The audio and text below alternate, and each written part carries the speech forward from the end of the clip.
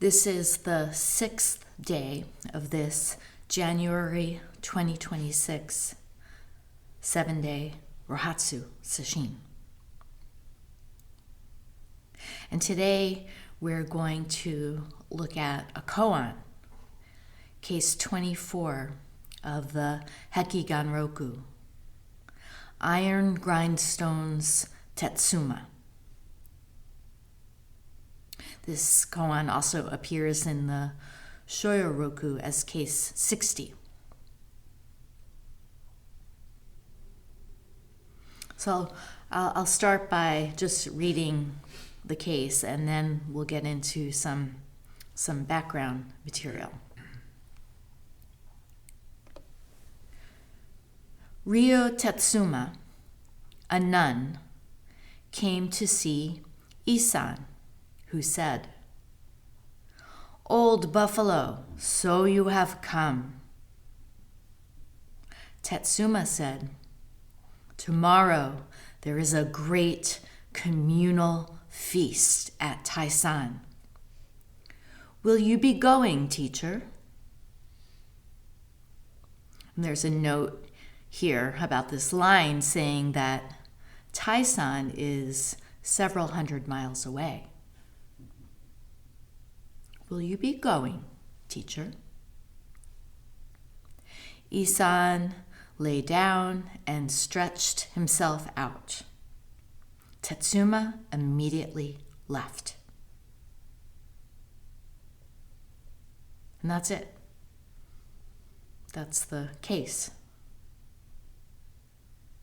So one thing that stands out about this koan is that there isn't much of a back and forth, give and take happening like you would typically see in a dialogue or conversation. At least not on the surface.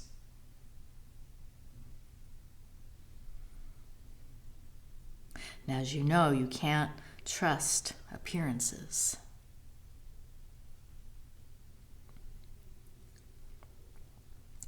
The other thing that's unusual is that this koan involves a woman.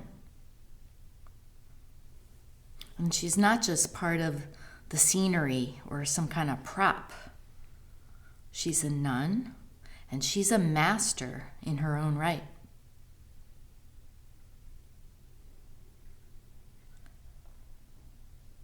Zen Buddhism emerged within a cultural context that was largely monastic and patriarchal. And as a consequence, the stories of women were often excluded or buried in a footnote in the formal lineage records. So women had to find their way in an environment that valued masculine authority and saw women as inferior to men.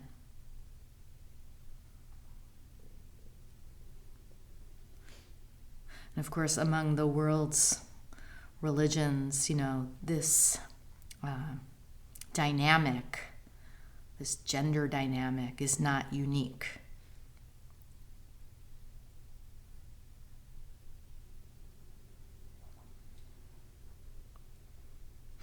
And as for the few times that women do appear in koans, they're usually unnamed. As in an old woman selling tea by the roadside.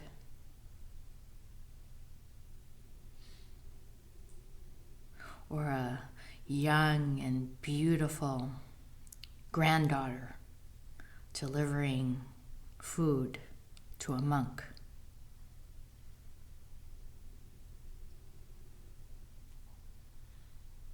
But in this case, we have a koan named after a female master. The name Ryo Tetsuma is Japanese for iron grindstone Liu. And she was legendary. People called her Iron Grinder and Iron Grindstone for a reason. Her actual name was Liu Tiamo.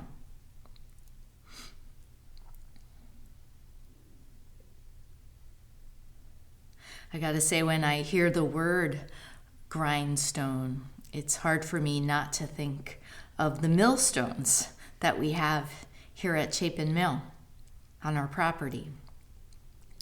There are several of these heavy round stones with a hole in the middle, and they're the architectural remains of what was once a functioning grist mill back in the early 1800s.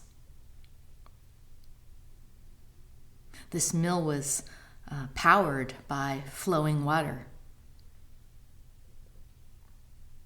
The pond, the waterfall, the creek were part of the engineering of it.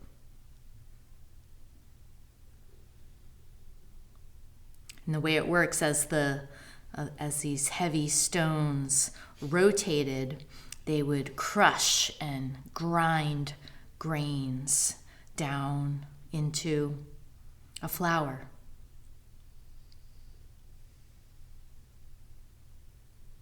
That could be used for cooking and baking. And actually, the largest of the stones that were left on this property, the largest one marks Roshi Kapleau's gravesite up on the hill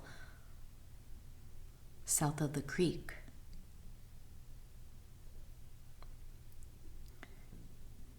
And I think many of you here know that Roshi Kapleau was known to use the phrase grist for the mill in talking about how everything we experience in life,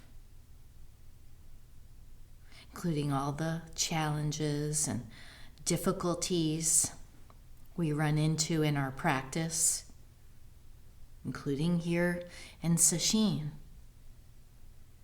all of that is the very thing that nourishes our practice, oddly enough. It's in working with it, grinding it down,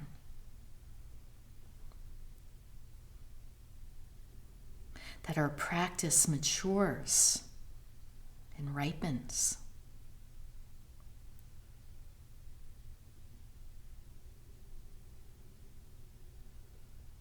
This is how the process works.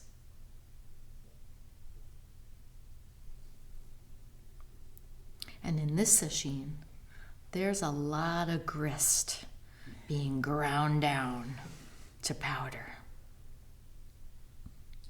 It's vital work.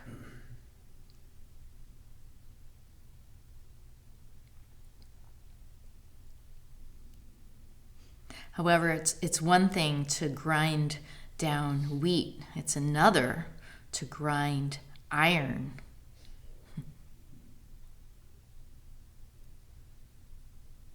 In Liu Tiamo's lifetime, iron was a highly valued metal. It was used to make agricultural tools, also weapons. It's both strong and malleable. It can be melted down and shaped into different forms. It can be combined with other metals as well.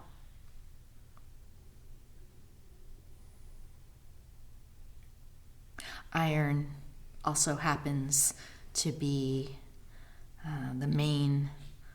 one of the main elements that makes up the core of the earth and also the crust. So it's really rich imagery here. Iron grinder.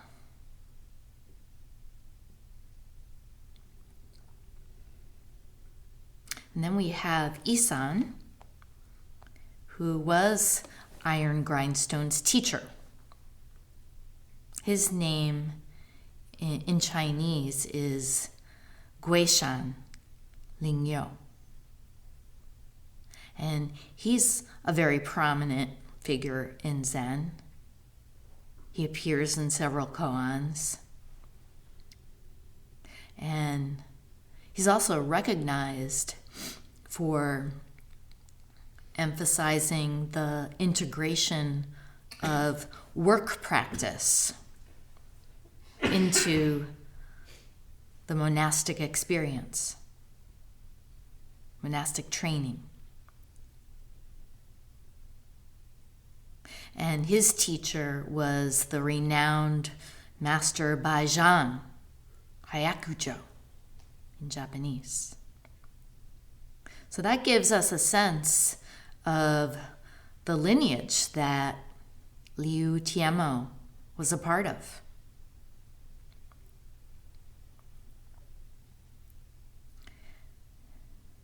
For some more background information, by way of introduction, I want to read from Andy Ferguson's book, Zen's Chinese Heritage. There's a short chapter about Liu Tianmo.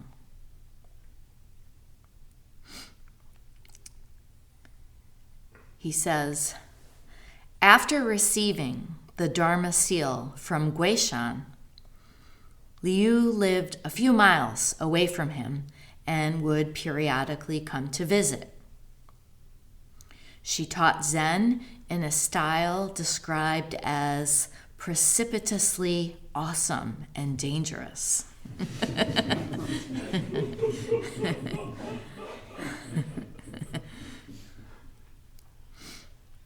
It was her ability to test the true mettle of Zen adepts that brought her the name Iron Grinder. Aside from her prominent appearance in both cases 60 of the Book of Serenity, that's the Shoyoroku, and 24 of the Blue Cliff record, the Hekiganroku, there are few other stories of the Iron Grinder in classic records. She is mentioned in an episode of Dharma Combat with the truculent Zen master Jiyu. And despite her own reputation for ferocity, she was not spared one of his characteristic beatings. And the following passage is taken from the record of the Venerable Ancients. And so then there's this exchange between her and Jiyu.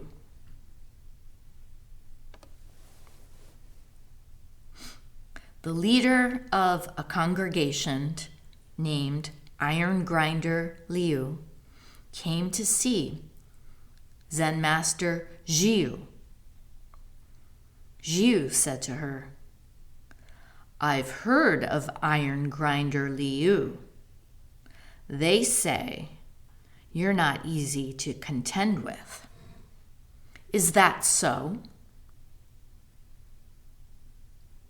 And Iron Grinder responded, Where did you hear that?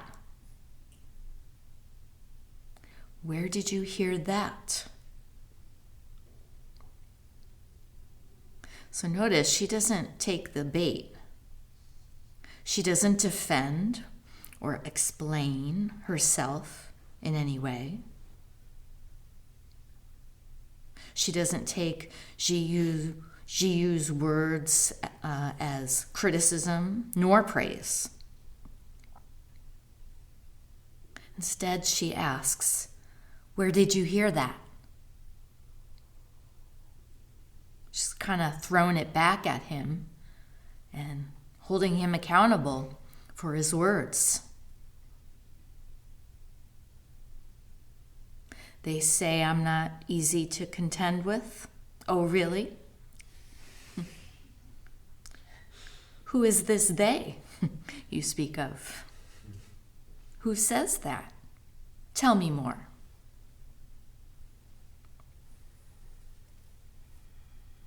In response, you said, "It's conveyed from left and right."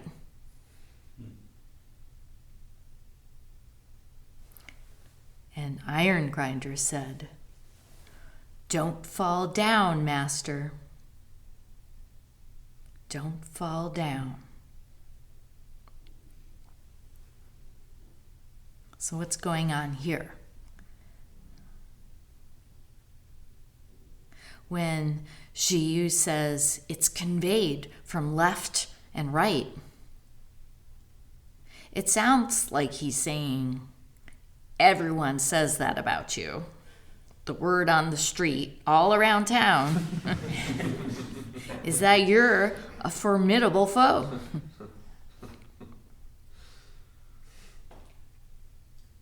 And depending on how he said it, it could have come across as either a compliment or a put down.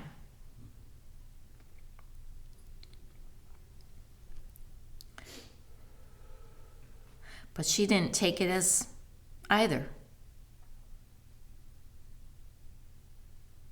She used it as an opportunity to challenge him.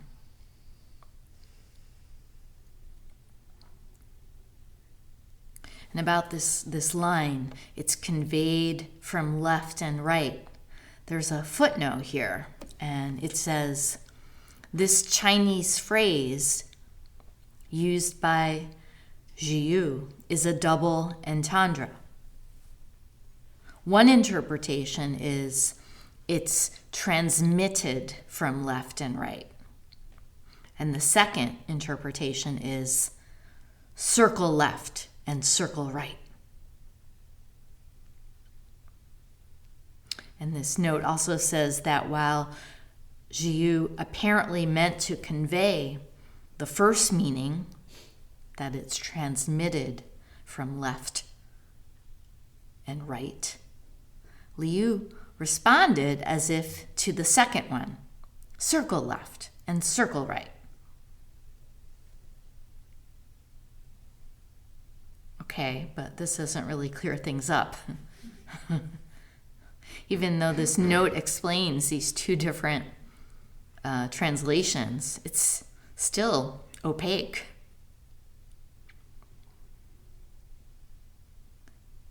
But the one thing that these two interpretations have in common is the reference to left and right. A binary opposite.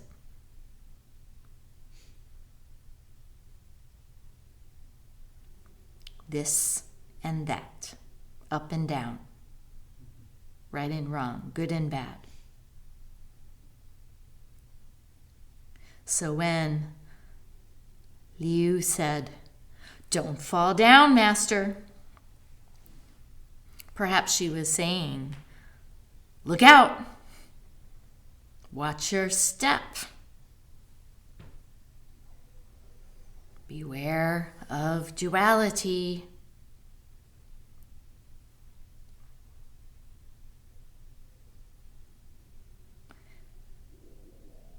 In response, Jiyu drove her out of the room with blows.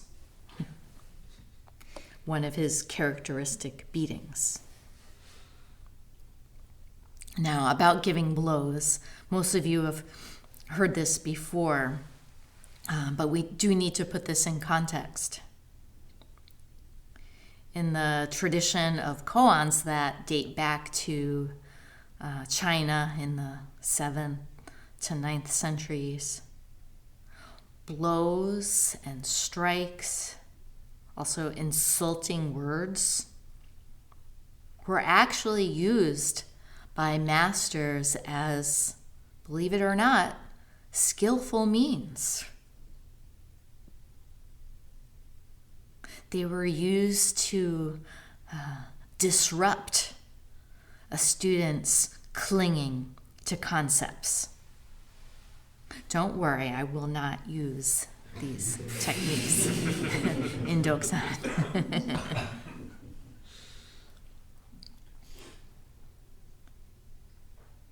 So the idea is that it's a catalyst for having a spontaneous, non-intellectual insight.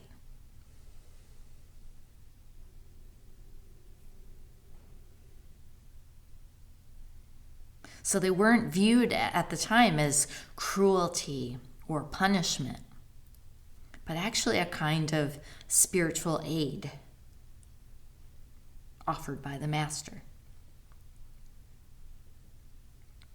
But all we have to go on is words on the page.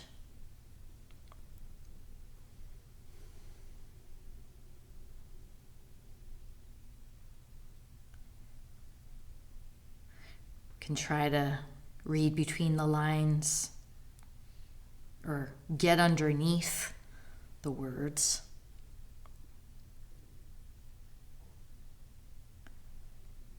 And in this particular koan, or not koan, but in this particular dialogue, we do know that, one, it's a Dharma battle, and it's between two masters. So they're equals, Liu and Jiu. So when he drove her out with blows, I don't think we can automatically assume he was rejecting her or punishing her. He could have done it in a playful way. He could have done it to bring the conversation with her to a close, a conversation that wasn't going very well for him.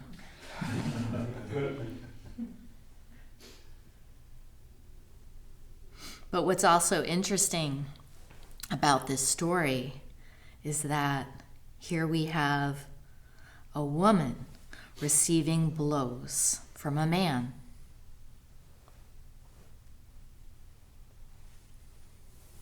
It totally defies the conventional stereotype of women as delicate and fragile, in need of protection from men, and not as an equal.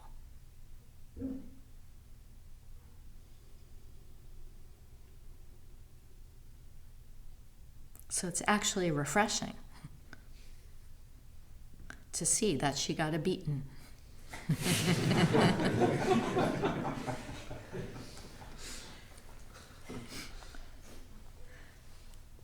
That's all the background information that's in Andy Ferguson's book. There's also several commentaries published on this koan, including in a book called The Hidden Lamp, which is an entire collection of commentaries all on female masters.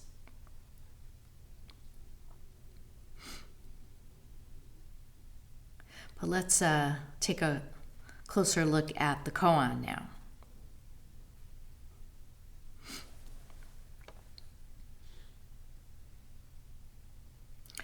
Irongrindstone Liu came to Guishan, who said, "Old buffalo, so you have come."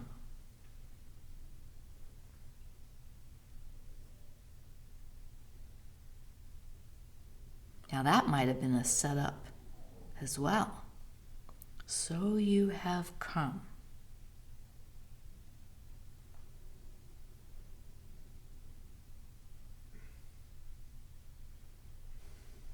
Remember that Guishan is her teacher. She is a disciple and Dharma heir of his. So they have a deep affinity, a close bond. So when Guishan says, "Old buffalo, so you have come," we could just readily take it as a warm, friendly greeting. Now you may think calling a woman an old buffalo is rather offensive. Maybe it's a commentary on her appearance.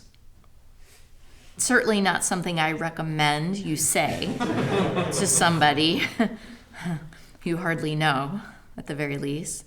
But actually, in this case, we can understand it as a Zen expression. In Zen, a buffalo or any kind of working service animal, such as an ox,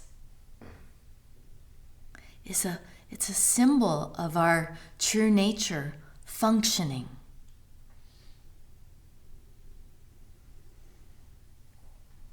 Being of service.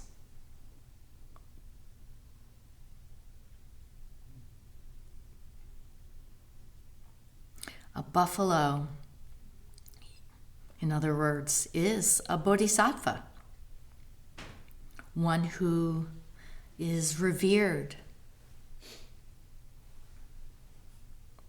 for its compassion and its exertion in support of all beings.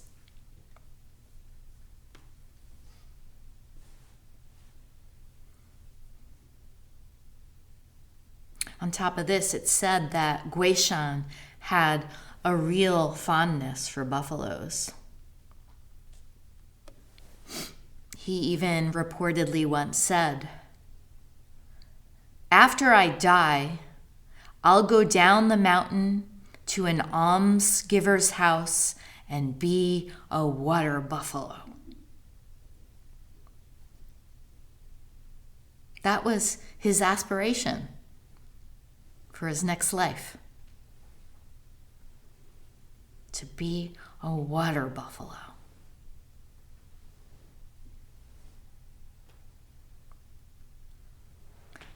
A large, lumbering work animal.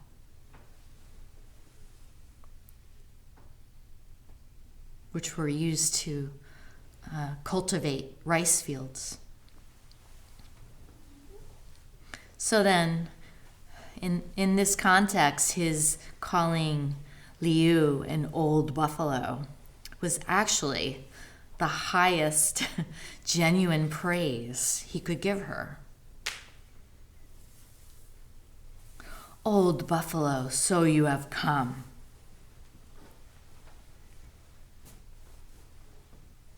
And her reply to Guishan was, "Tomorrow there is a great communal feast at Taisan.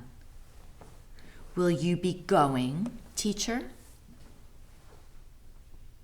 So there's some coming and going happening here. Now, with Taisan being several hundred miles away, they're not being modern transportation, by the way, like taking an airplane or a train or a car. Why would she even ask such a question? There's no way he could get there by foot in time for that feast tomorrow, nor by horse.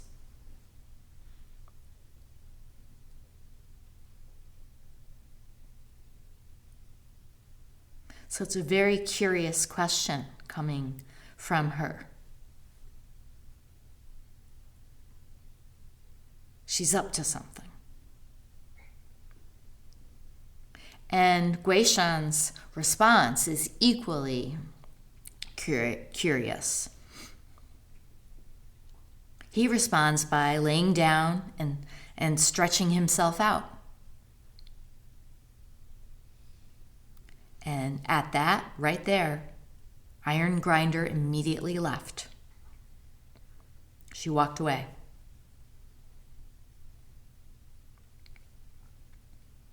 The student working on this koan has to intuit what Guishan was up to when he got down and sprawled himself out, presumably on the ground. What was he saying in doing that? And how was it a response to her ridiculous question?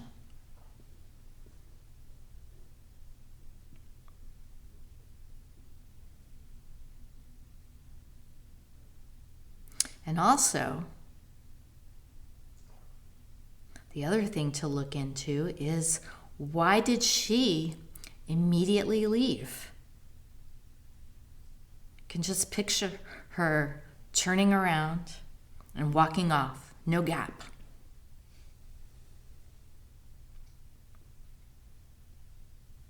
And since this is a Dharma battle, we have to ask, did one of them win and the other lose? Watch out. Don't fall down.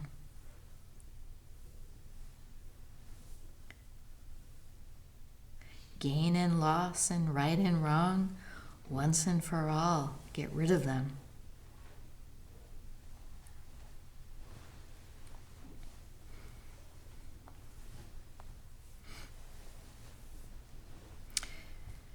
It's important to understand what Dharma combat, as it's called, is all about. One way to think of it is as a sport. In this case, a friendly competition between two enlightened masters. Kind of like two people playing ping pong, tossing a ball back and forth over a net. And just like in sport, it can be fun. It can be playful. But there's more to it in that Dharma combat is also mutually beneficial.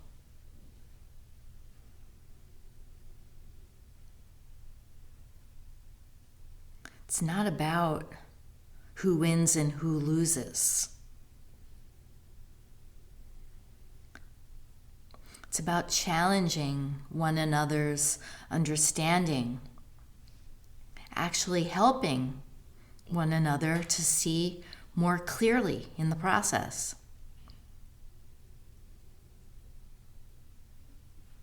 Each bringing something forth.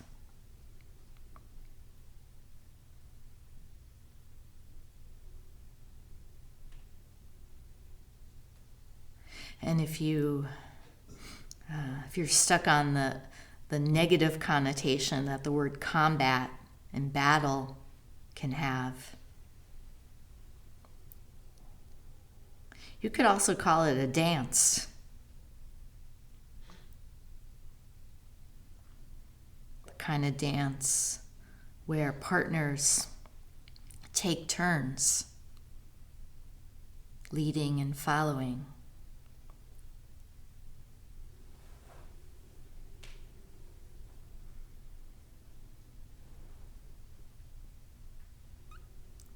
In any case, I think we can be sure that these two, Guishan and Liu, continue to have a warm relationship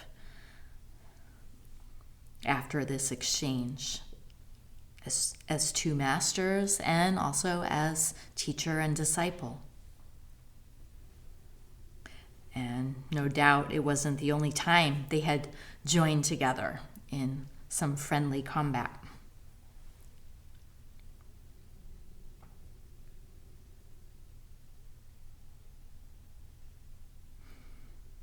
And as for this particular koan, it ended rather abruptly.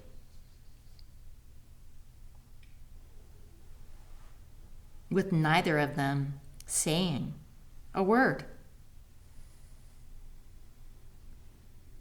One lies down, the other walks off.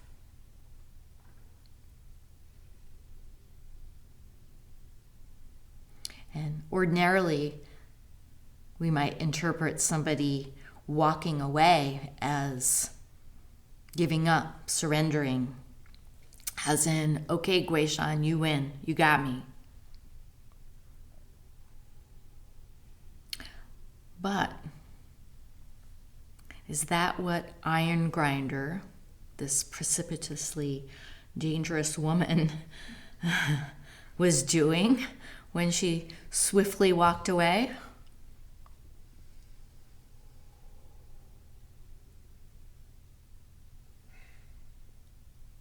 Or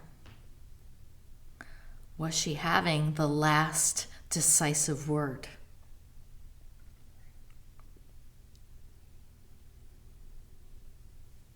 One thing's for sure, when she walked away, there was no trace of her. Gone.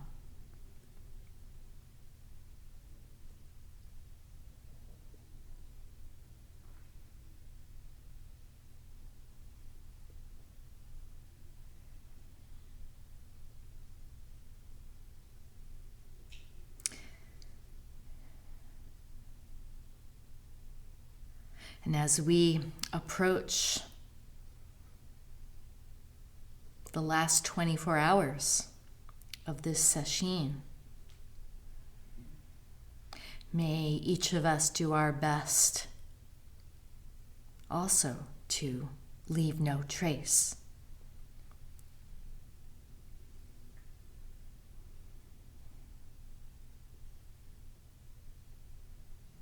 By not clinging to thoughts, not holding on to mental and emotional states,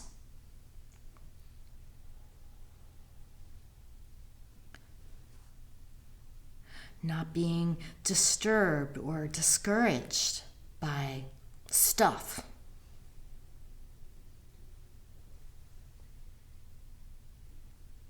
Grist.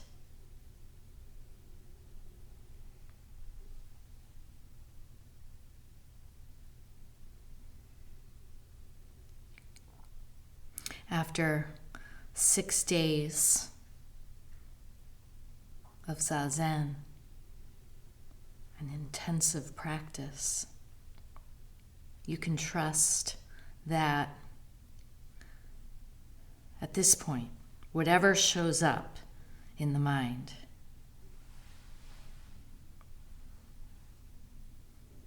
has been run through the mill.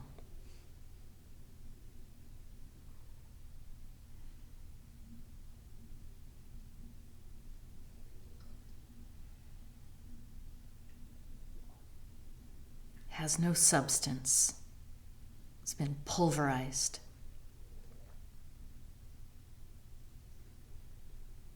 It may not feel like that. It may feel like something much more substantial, like a giant heavy boulder.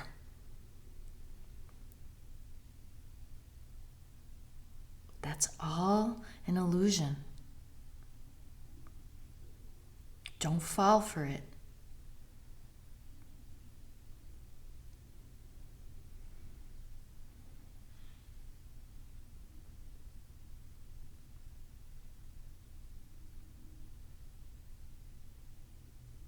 Don't trust what you think.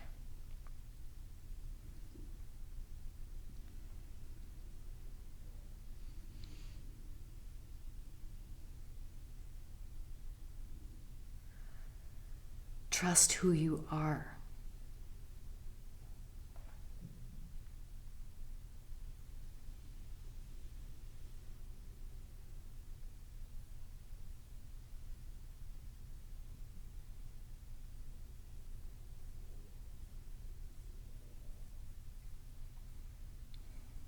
We'll stop here and recite the 4 vows.